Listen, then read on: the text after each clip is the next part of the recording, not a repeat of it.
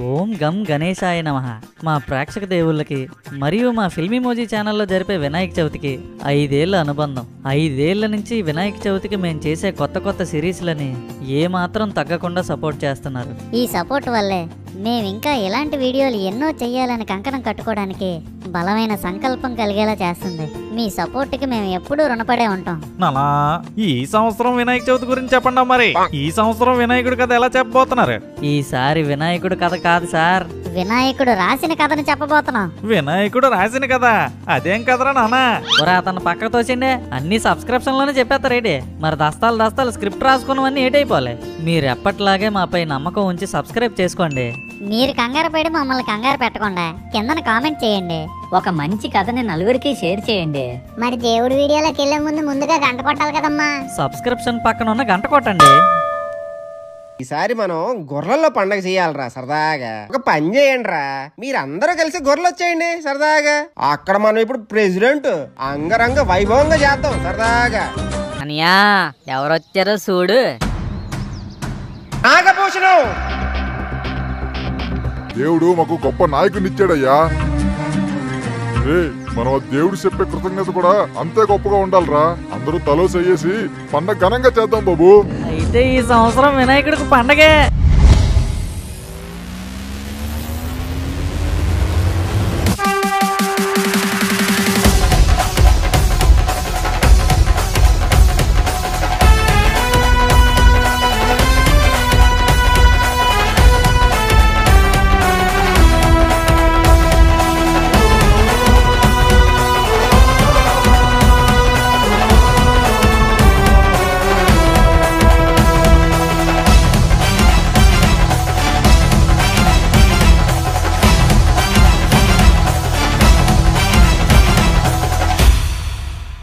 ఏంటి ప్రభు, అనువనువు పారవస్యంతో ఆనంద డోలికల్లో తాండవం ఆడుతున్నారు? ఏమైంది ప్రభు? మహాభారతంలో నేను దంతం పట్టి రాసిన ప్రతి సన్నివేశం నా కళ్ళ ముందే కదలికలాడుతుంటే నేను పరవశించకుండా ఉండలేకపోతున్నాను మూషిక. నిజమే ప్రభు, ఆ పవిత్ర గ్రంథాన్ని చదివిన మేమే ఇలా పరవశించిపోతుంటే రాసిన మీకు అలా అనిపించడం సబబే.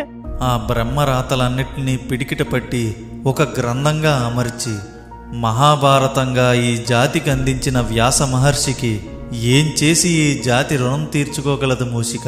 లోక కళ్యాణం కోసం ఆలోచించిన వాటికి రుణం ఆశించరు కదా స్వామి, అందుకే వారు మహర్షులయ్యారు.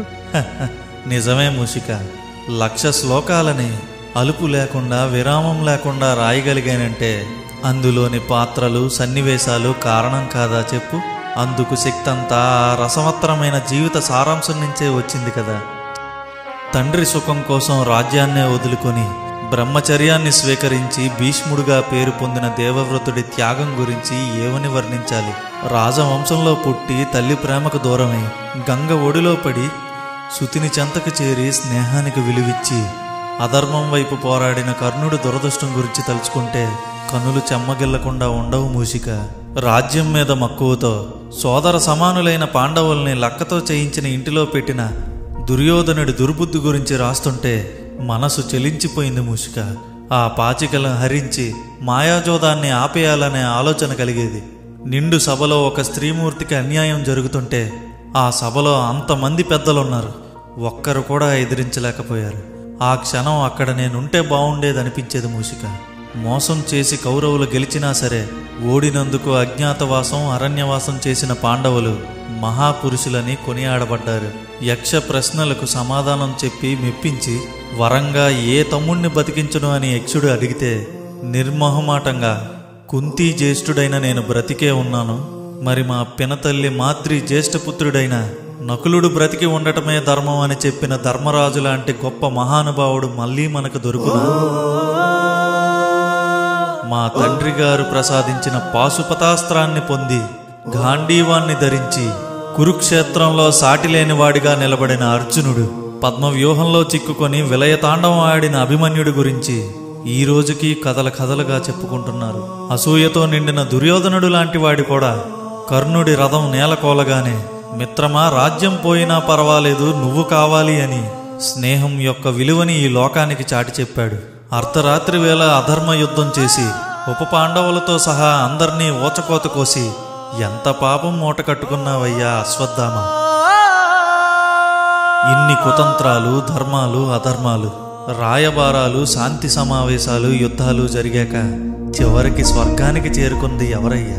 ధర్మాన్ని తప్పని ధర్మరాజు, అతన్ని వదలని ఒక శునకం. ఎంతటి కథలో పాండవులకు అండగా నిలిచి ద్రౌపది మానాన్ని కాపాడి కౌరవుల అన్యాయాన్ని సహించి కర్ణుణ్ణి మార్చే ప్రయత్నం చేసి భీష్మ పితామహునికి ముక్తిని ప్రసాదించి రథసారథై ఆయుధం చేపట్టకుండా యుద్ధాన్ని ముగించి బంధం అంటుకోకుండా సంసారాన్ని దాటిన ఆ కృష్ణ భగవానుడు ధర్మం కోసమే కదా ఇంత చేసింది. నమో వాసుదేవాయ నమః. నిజమే ప్రభు, మీరు నాకు చెప్తుంటే అన్నీ నా కళ్ళ ముందే అలా కదిలేయి. మూషిక, ఆ మహాగ్రంథం గురించి ఒక్క మాటలో చెప్పాలంటే మహాభారతంలో లేని అంశం ఈ లోకంలో లేదు. ఈ లోకంలో ఉన్నవి, ఉండేవి, ఉండబోయేవి అన్నీ ఈ గ్రంథంలో ఉన్నాయి. అందుకే ఇది పంచమ వేదంగా ప్రసిద్ధి పొందింది.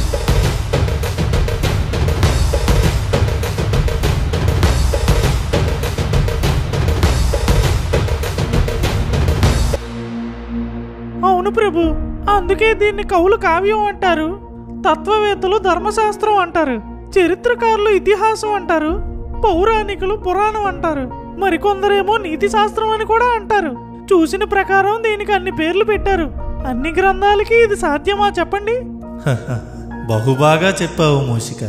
కానీ ధర్మం వైపు దేవుడుంటాడని చెప్పి జీవిత శైలిని కళ్ళకు కట్టినట్టు చూపించి ఏ సమస్య వచ్చినా పరిష్కారం ఇందులోనే వెతుక్కో అని చెప్పిన గ్రంథాన్ని నేటి జాతి అస్సలు పట్టించుకోవడమే లేదు. పూర్వం నాటకాల ద్వారానో, బుర్రకథల ద్వారానో, ఏ పండు మూసలి నోటు ద్వారానో తెలిసేది. ఇప్పుడు అది కూడా లేదు. పేరు ప్రచారం అవుతుంది గాని పఠించి అనుసరించే వాళ్ళు లేరు మూషిక. నిజమే ప్రభు, ఈ మధ్య సినిమాల్లో అడపాదడపా ఈ పాత్రలను పెడుతున్నారు. ఆ పాత్రలను చూసి పేపర్లు ఇళ్లలో వేస్తున్నారు గాని ఆ కథలో ఉన్న నీతిని సినిమా హాల్లోనే వదిలేసి హీరోను మాత్రం ఇంటికి తీసుకెళ్తున్నారు. మీరు ఆజ్ఞాపించండి ప్రభు, ఇంటింటా తిరిగేసి మన వాళ్ళు పరాయి వాళ్ళు అని తేడా లేకుండా ఫుల్గా ప్రింట్లు గుర్తించి ఇంటింటికి పంచేద్దాం. ప్రభు, మీరు స్వయంగా రాసిందే పెట్టమంటారా లేదా కవిత్రయం అనువదించింది కలపమంటారా? చెప్పండి ప్రభు, చెప్పండి. మూషిక, కొంచెం అతిగా అనిపించట్లేదా? అంటే ప్రభు బాధపడుతున్నారు కదా అని. బలవంతాన్న దేన్ని రుద్దకూడదు మూషిక. తెలుసుకొని ఇష్ట ప్రకారం ఆచరిస్తేనే దేనికైనా విలువ. మరి ఇప్పుడు ఎలా తెలియజేద్దాం స్వామి? రాయడంతో నా పని అయిపోయిందని అనుకున్నాను కానీ చెప్పాల్సిన సమయం వచ్చిందని ఇప్పుడే గ్రహించాను. పద, ఈ కలియుగ మహాభారతంలో ఏం జరుగుతుందో చూద్దాం. గణపతి బప్ప మోరియా, గణపతి బప్ప మోరియా, గణపతి బప్ప మోరియా. ప్రభు, మీరు కలియుగ మహాభారతం చూద్దామని కూర్చున్నారు గాని ఆ మహాభారత మాయలో మీ పండగ ఉందని మర్చిపోయారు. ఇప్పుడు దర్శినిలో ఎక్కడ ఓపెన్ చేసినా మీ పండగ సంబరాలే కనిపిస్తాయి. మూషిక, మోరియా అంటే ఏంటో అర్థం తెలుసా? తెలుసు స్వామి, నాయకుడు. నాయకుడు అంటే తీరాన్ని చేర్చేవాడు కాదు, తీరం చేరే వరకు ప్రతి కష్టానికి నష్టానికి ధైర్యం చేర్చేవాడు. అలాంటి నాయకులు యుగానికొకరున్నారు. త్రేతాయుగంలో రాముడు,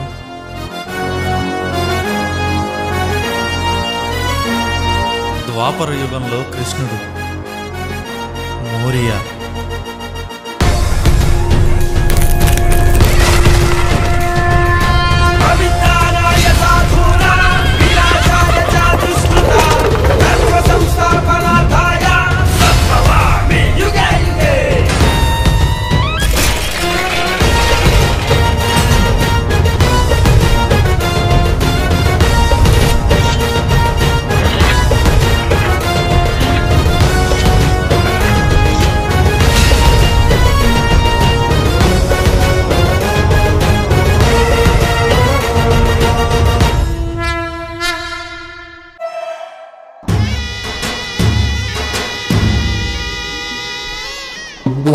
అనియా, అయోధ్య రాముడు సెట్ వేస్తున్నారంట అనియా. ఈ రోజు గోపురం కూడా దించుతున్నారట. ఊర్లో రామాలయానికి ఎవడెళ్ళట్లేదు, ఇంకా అక్కడికి ఎవడెళ్తాడరా?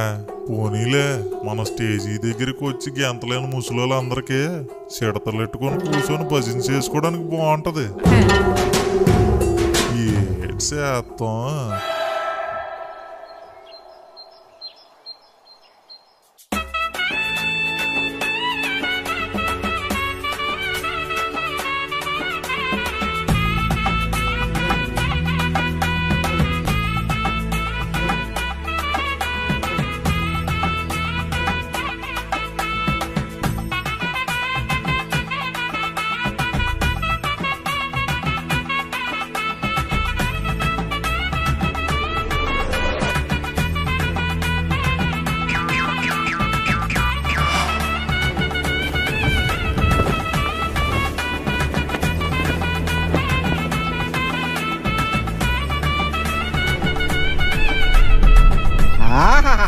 నేను అనుకున్నట్టే వచ్చిందిరా సరదాగా.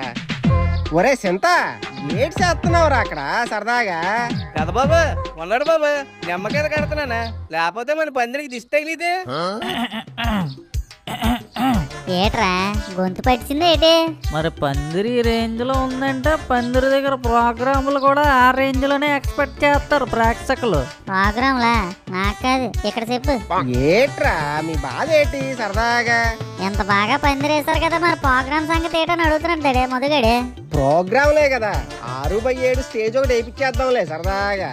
ఇదో మన వాళ్ళందరూ ఊరు రామాలయంలో సెక్వజన్ ట్రూపే సరదాగా. ఆరైతే మొదలెట్టేస్తారు, వినడానికి గొప్ప హాయిగా ఉంటాయిరా సరదాగా. చెక్క భజన? మేమేమో బాహుబలి రేంజ్ లో ఊహిస్తుంటే చెక్క భజన అంటారేటండి మీరు? మీరేటు ఊహించేసుకున్నారా సరదాగా? ఈ 10 రోజులు సాయంత్రం 6 అయ్యేసరికి ఆ వినాయకుడికి ఆవలింతలు రాకుండా 60 ఏళ్ళ వయసు వచ్చినాడు కూడా ఆయాసం వచ్చేలా ఎంటర్టైన్ చేసేయాలి. పొద్దున్నంతా పాటలు, సాయంత్రం అయితే ఆటలు. ఒక రోజేమో గరివిడి లక్ష్మి, ఇంకో రోజు ఇమేజ్ రశ్మి. హౌసీ ఆట, వేలం పాట. ముగ్గులు పోటీలకు మనం పెట్టే ప్రైజులు చూసి ఇళ్లలో ఆడవాళ్ళు వాళ్ళ ముగ్గులు వదిలిసి వచ్చేయాలి. నైట్ టైం మేము వేసే నాగిని డాన్స్ ఆ వినాయకుడు చూసి ఏటు నిజంగానే పందిర్లోకి నాగపాములు వచ్చాయి అని అనుకోవాలి. పందిర్లో మనం పంచే ప్రసాదం కోసం ఇటు పాలకొండ నుంచి అటు గోల్కొండ దాకా అందరికీ తెలియాలి. సింపుల్ గా పులిహోర, పోహ, అటుకులు, బెల్లం కాకుండా పందిరి మొత్తం పిండి వంటలతో నింపియాలి. కంపల్సరీగా మైక్ సెట్ ఉండాలి. ఆ మైక్ సెట్ ముందు ఈ మధుగాడు ఉండాలి. ఈ మధుగాడు ప్లే చేసిన ప్లేలిస్ట్ కి ఊర్లో గొంటలందరూ పిచ్చెక్కిపోవాలి. ముఖ్యంగా మేము వేసే జోకులకు పంతులు గారు అస్సలు ఫీల్ అవ్వకూడదు. మనం పెట్టే లైట్లకు గొర్రెలంతా గ్లో అయిపోవాలి. మనం పెట్టే లడ్డు చూస్తే లక్షైనా పర్లేదు బాబు, ఎలాగైనా పాడేయాలనిపించాలి. జన్నడు మునుపెన్నడు చూడని, చెయ్యని, కని, విని, ఎరగని రీతిలో ఈసారి ప్రెసిడెంట్ సరదా సుబ్బారావు గారు వాళ్ళ ఊరు జనంతో కలిసి ఈ 2025 వినాయక చవితి ఉత్సవాలను ఘనంగా శోభాయమానంగా జరిపించాలి. పండగ చేస్తే గొర్రెల్లో చేసినట్టే చెయ్యాలరా అని అందరూ ఫిక్స్ అయిపోవాలి. అయ్యయ్యో గొర్రెల్లో పుట్టుంటే బాగున్నాయి అని అనిపించాలి. కాబట్టి మీరు అనుమతిస్తే అందరికీ ఫోన్లు చేసి బుకింగ్ చేస్తాం. పెద్ద ప్లానింగ్ సరదాగా. సరదా పడండి సరదాగా. మీరు నో అంటారేమో అనుకుని ఇంకో డైలాగ్ ప్రిపేర్ అయ్యాను అంకుల్, కానీ కాదనకుండానే కరుణించారు. ఇంకా చూడండి చెలరైపోతాం. ఊరే ఫోన్ తీయండిరా. ముందెవరిని బుక్ చేద్దాం? మన ఉత్తరాంధ్ర ఫేమస్ గరివిడి లక్ష్మి. నానా మీ అందరిలో నేనే పెద్దోడిని కదరా నానా. నేను చేస్తానాగండి. ఆ గరివిడి లక్ష్మి ఫోన్ నెంబర్ నా దగ్గర ఆల్రెడీ ఉంది. మా చుట్టాలే. ముసలాడికి దసరా పండుగ కానీయండి. నానా గరివిడి లక్ష్మి నేనురా, నీ చుట్టం వన్యబావునే. అర్థమైందిరా నానా, నాకు అందరూ మరదల్లే కదా, మర్చిపో ఉంటావులే. నీకు మరదలు ఎక్కువైపోతే నువ్వు మర్చిపోవాలిగా, నేనెందుకు మర్చిపోతాను? నీకే మాటలు వచ్చి అనుకుంటారు, మీతో అదే బాధ. మాట్లాడండి. నానా గరివిడి లక్ష్మి నేను నీకు గుర్తురాలేదేమో, మళ్ళీ గుర్చేస్తాను ఆగరా. విజయనగరంలో నువ్వెలా ఫేమస్, నేను కూడా అలాగే ఫేమస్. నా పేరు వన్య మాస్టర్. మరి ఎందుకు ఫోన్ చేసావు? అంటే గొర్రెలు వచ్చాను, మిమ్మల్ని సజెస్ట్ చేశాను. చిన్న ప్రోగ్రామ్ పెట్టిద్దాం అనుకుంటున్నాను మీతోనే. గొర్రెలా? నాకు ఆల్రెడీ బుకింగ్ అయిపోయిందండి. రేపే గొర్రెలకు వస్తున్నాను. మాకన్నా ముందు ఎవరు బుక్ చేస్తారా నానా? అక్కడ నాగభూషణం గారు అని ఉంటారు కదా, అతను. Hello DJ Ganesha? గొర్రెల నుంచే ఆల్రెడీ బుక్ చేశారా? ఎవరు? ఆల్రెడీ నాగభూషణ్ గారు బుకింగ్ చేశారండి. నాగభూషణ్ గారండి. ఆ నాగభూషణం గాడే మొత్తం అన్ని బుకింగ్ చేసాడు రా. ఇంకో రోజు రమ్మంటే ఎవరికి ఖాళీ లేదంటున్నారు. స్టార్టింగ్ లోనే చాలా పెద్ద దెబ్బ కొట్టాడు. ఇప్పుడు మన పందిరంతా బోసుకుంటావురా. ఏట్రా అందరూ మొహాలు అలా ఎందుకు పెట్టారు సరదాగా? అందరినీ ఆ నాగభూషణమే బుక్ చేశాడు అంకుల్. ఎవరికి ఫోన్ చేసినా ఖాళీ లేదంటున్నారు. దేవుడు ఇవన్నీ అడగడ్రా సరదాగా. మనకు నచ్చినవన్నీ ఆ దేవుడి దగ్గర చేస్తాం. ఇది మంచి కార్యం. ఆ వినాయకుడే అన్నీ చూసుకుంటాడు సరదాగా. ఈ ప్రోగ్రాములు గట్రా గురించి ఆలోచించి పండగని పాడు చేయకూడదు, కానీ పండగని సంతోషంగా జరుపుకుందాం రా సరదాగా. గణపతి బప్ప గణపతి బప్ప గణపతి బప్ప గణపతి బప్ప గణపతి బప్ప గణపతి బప్ప.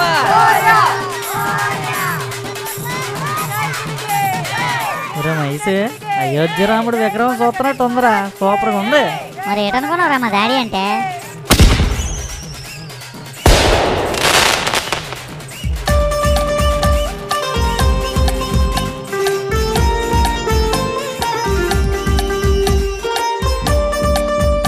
వయసు ఆ నాగభూషణం కూడా చూసావా?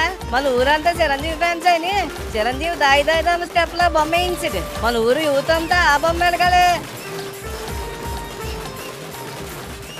ఫస్టే పెద్ద దెబ్బ కొట్టాడు కదరా నాగభూషణం గడి. ఒరా మధు, నువ్వు కూడా చిరంజీవి ఫ్యానే కదరా, నువ్వెందుకు అట్టలేదు? నిజమైన చిరంజీవి ఫ్యాన్స్ కి అతన్ని అభిమానిస్తున్నాడు ఎవడో, అవసరానికి వాడుకుంటున్నాడు ఎవడో అర్థమైపోద్దిరా.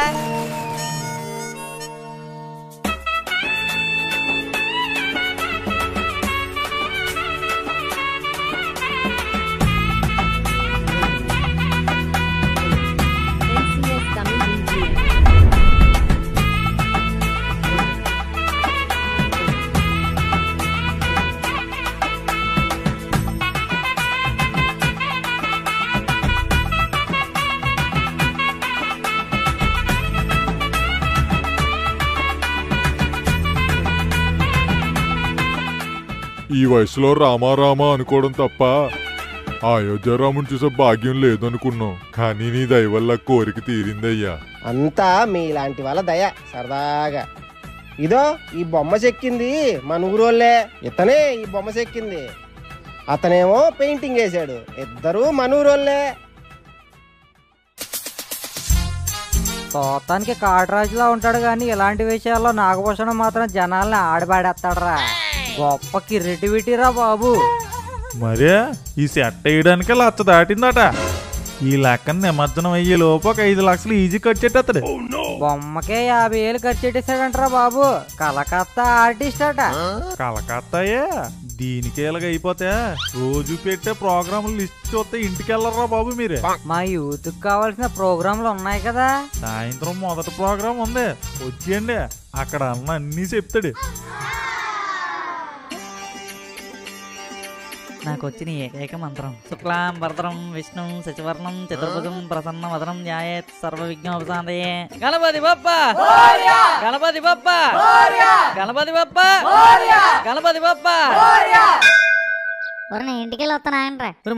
మైసే ఏట్రా ఈ రోజు మాత్రం మీరు నన్ను వదిలేసి ఎక్కడికి వెళ్ళకండి. ఏరా భయం వేస్తుందా? భయం కాదురా, ఎన్నాళ్ళ నుంచో నేను పడుతున్న లీలాపనిందలు ఈ రోజుతో తొలగిపోవాలరా. ఎన్నాళ్ళ నుంచో పడుతున్న లీలాపనిందలా నీకెవరెట్టారు? ఇంకెవరు? బొక్కడం మొక్కలు వేసుకుని మీరే. మేమేటన్నా నీకు? ఒకసారి వినాయక చవితికి ఆ వినాయకుడే వచ్చి గణపతి అనే పేరుతో నాకు కనిపించాడని చెప్తే బుర్రలేని యాదవా బుద్ధిందే మాట్లాడుతున్నావా అన్నారు. ఇంకోసారి ఏమో గణేష్ మాస్టర్ అని కనిపించాడంటే మీరు అందరూ చూసి కూడా మేము చూడలేదని నాటకాలు ఆడిచారు. అందుకే ఈసారి నా పక్కనే అంటుకొని ఉండండి. ఈసారి కూడా వినాయకుడు నా కోసం ఏదో ఒక రూపమే తోస్తాడు. మీ అందరికి పరిచయం చేసి సెల్ఫీలు ఇప్పించేస్తాను. యారా ఆ వినాయకుడికి పని పాటు లేదనుకుంటున్నావా? ప్రతి సంవత్సరం అతని పనులన్నీ మానుకొని నీకోసం వచ్చేయడానికి. విన్నోడు ఉంటే నచ్చినట్టు విమానం తోలేస్తాడు రైడు. మూర్ఖులారా, నేను కారణ జన్ముడురా. నిజమే, మీరు కారణం లేని జన్ములు. గులాబ్ జాములేం కాదు. ఈ కారణ జన్ముడు పుట్టిన కారణం ఏటో ఇంకేటుంది? జన్మంతా సొల్లు చెప్పడమే. సొల్లు జన్ముడు కారణ జన్ముడు. కారణ జన్ముడు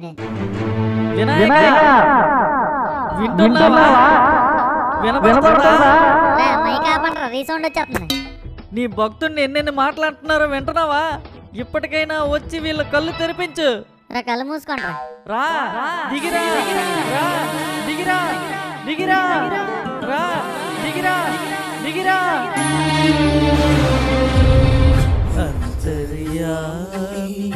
అలసితి సొలసితి తటి నీరనిదే తొచ్చితిని.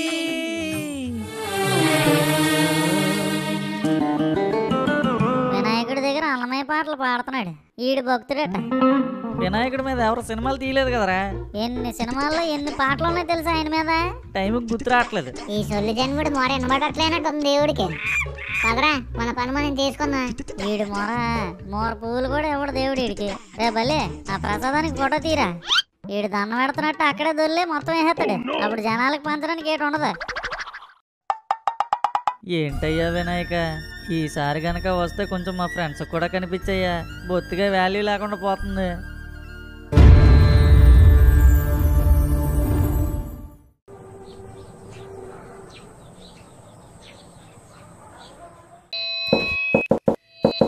హలో హలో మైక్ టెస్టింగ్ 1 2 3 అమ్మారే. గొర్రెల జనాలందరికీ నమస్కారం రా నాన్న.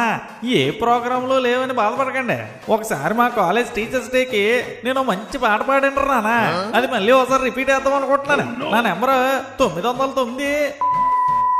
ఈ నెంబర్ ఎందుకు చెప్తున్నానంటారా నాన్న, నేను పాట పాడాక మళ్ళీ మీ ఇంట్లో జరిగే ఫంక్షన్లకి ఏమైనా బుకింగ్ చేసుకోవాలంటే ఉపయోగపడుతుందని. సేవ్ చేసుకుంటారు నాన్న, సేవ్ చేసుకోండి. Start music. చూడరా మా ఇంట్లో బీరువాలాగా ఎంత ఖాళీగా ఉందో స్టేజ్ దగ్గర.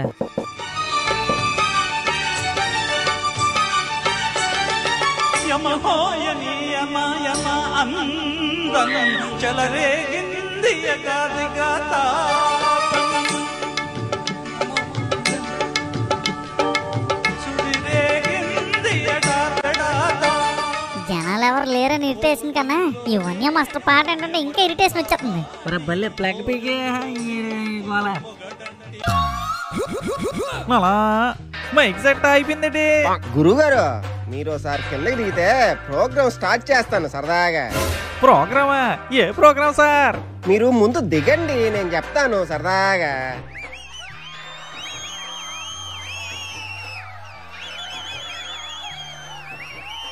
ఓర్ బాబు కొంచెం ఆపుకోండిరా, స్టేజీ రీపేలా ఉంది. ఓర్ తాత లుంగి కొంచెం దించుకట్టు, ఎగ్గెట్టేసావు. ఓర్ బాబు ఎవడ్రా బాబు నువ్వు అప్పుడే ఫ్లాష్ గుద్దేస్తున్నావు. వెనక్కి వెనకాలి. ఓర్ బాబు స్టార్ట్ చేయండి రా బాబు. కాసేపు ఉండు, అన్నయ్య మాట్లాడే స్టార్ట్ చేస్తాం. వచ్చిన పెద్దలందరికీ నా నమస్కారం సరదాగా. పిల్లలు కుర్రవాళ్ళు వస్తే ఆశీర్వచనం అందిద్దాం అనుకున్నాను గాని ఆ అదృష్టం లేనట్టుంది సరదాగా. ఏడ్ చేస్తాం. కుర్రోళ్ళందరికీ నమస్కారం. ఇక ఇప్పుడే నా అసిస్టెంట్ని అడుగుతున్నాను, గొర్రెలలో చెరువే కదరా ఉంది, సముద్రం ఎప్పుడు వచ్చిందని. కుర్రాళ్ళ సముద్రపు అలలు మా స్టేజీలు కొట్టేస్తుంటే చూడడానికి 2 కళ్ళు సరిపోవట్లేదు. ఆస్కం. ప్రస్తుత పరిస్థితుల్ని స్థితిగతుల్ని దృష్టిలో పెట్టుకొని మాటే మంత్రమని తెలుసుకొని ఒక మంచి మాట ద్వారా మార్పుకు పునాది వేయాలని ఈ సభను ఏర్పాటు చేశాను సరదాగా. ఉద్యోగాలు లేక కొంతమంది, వచ్చిన ఉద్యోగాల స్ట్రెస్లో కొంతమంది, మన ఊరు గట్ల మీద కూసేలాక ఇంకొంతమంది ఫుల్ స్ట్రెస్ అయిపోతున్నారు. ఆ స్ట్రెస్ని తగ్గించడానికే ఈ ప్రోగ్రాం ఎట్టించాను. ఈ వినాయక చవితి సందర్భంగా స్వయంగా వినాయకుడే తన దంతంతో రాసిన మహాభారతాన్ని ప్రవచన రూపంగా మీ ముందుకు తీసుకొచ్చాను. ఈయనే కృష్ణమూర్తి గారు. గత 20 సంవత్సరాల నుంచి మహాభారతాన్ని ప్రవచనాలుగా చెప్తున్నారు సరదాగా. మీకు ఈ 9 రోజులు మహాభారతంలోని కొన్ని ముఖ్యమైన అంశాలను క్లుప్తంగా ప్రవచనం ఇస్తారు. సరదాగా వినండి. ఈ నవరాత్రులు మీకు నవరసాలు చూపిస్తాం. అందులో భాగంగానే ఈరోజు గరివిడి లక్ష్మి గారు బుర్రకథ ప్రోగ్రాము. క్షమించండి గురువు గారు, చేపట్టింది మంచి కార్యమే అయినా నేను అనుకున్నంత మంది రాలేదండి. అయ్యో పర్వాలేదు సుబ్బారావు గారు. ఊర్లో ఇంతమంది ఉన్నారు, ఇంత మంచి సందేశాన్ని ఇచ్చే కార్యక్రమానికి ఒక్క 10 మంది అయినా లేరే అన్నదే చిన్న బాధ. గీతను విన్నది అర్జునుడు ఒక్కడే, వినేవాడు ఒక్కడైనా సరైన వాడు వింటే ఆ సందేశం చాలా కాలాలు ప్రయాణిస్తుంది. కాబట్టి నాకు జనసంఖ్యతో సంబంధం లేదండి, చెప్పటం ఒక్కటే నా ధర్మం. అక్కడ ఎంతమంది ఉన్నా పర్వాలేదు. సరే గురువు గారు, ప్రారంభించండి సరదాగా. పరిత్రాణాయ సాధూనాం వినాశాయ చతుర్స్థిత ధర్మ సంస్థాపనార్థాయ సంభవామి యుగే యుగే. దీని అర్థం ఏమిటంటే జనులను రక్షించడానికి, దుష్టులను నాశనం చేయడానికి, ధర్మాన్ని స్థాపించడానికి నేను ప్రతి యుగములోనూ అవతరిస్తాను. అలా ద్వాపర యుగంలో ధర్మాన్ని రక్షించడానికి శ్రీకృష్ణ భగవానుడు జన్మాన్ని దాల్చాడు. ముందుగానే దాని గురించి తరచి ఆలోచించాను. ఒరే ఏర్రా వీళ్ళిద్దరా తర్వాత మధ్యలో విడిచిపెట్టకుండా నేను సాధించిన ఇప్పుడు దాకా ఎక్కడ ఉండాలి కదరా, ఎడు చూపిసిరి. ఫోన్ చేస్తానుండి. పెట్టుకొని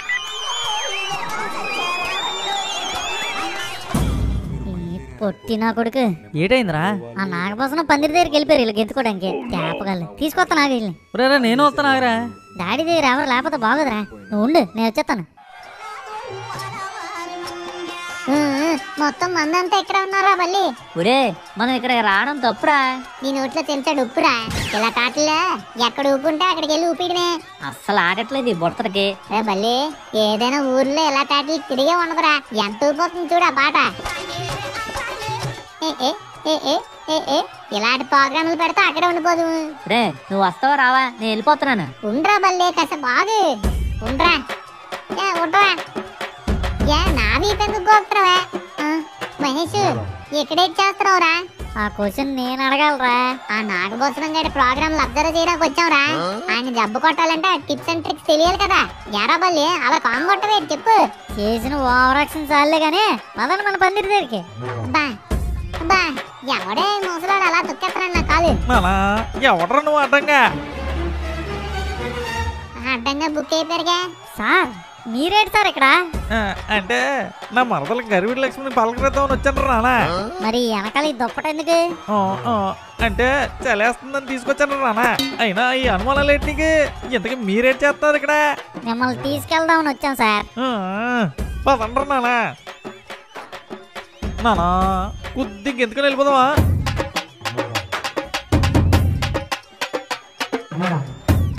పదండ్రా పదండి సార్. పదండి సార్. సార్ పదండి సార్. దాని గురించి ఏమీ తెలియకపోయినా ఏది మన లక్ష్యాన్ని చేరుకోవడానికి పనికొస్తుంది.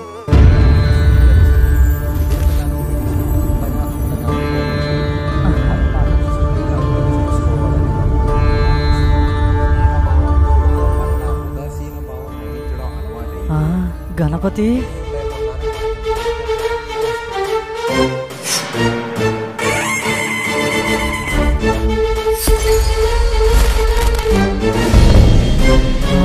గణేష్ మాస్టర్.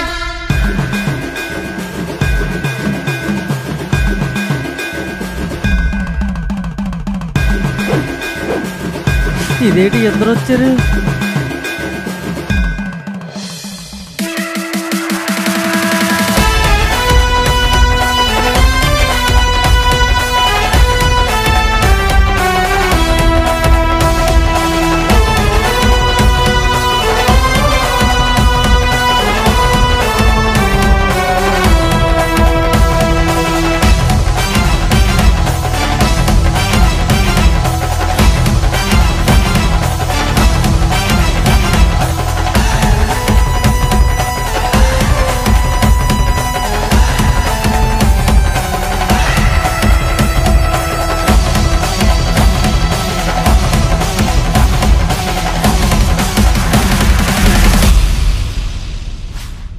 ఈ వీడియో కనుక మీకు నచ్చినట్టయితే నువ్వు ఉండరా, లైక్ చేయండి, షేర్ చేయండి, కామెంట్ చేయండి. అలాగే ఫిల్మీ మోజీ ఛానల్ ని సబ్స్క్రైబ్ చేసుకోండి. పక్కనే ఉన్న బెల్ ఐకాన్ కూడా కొట్టండి.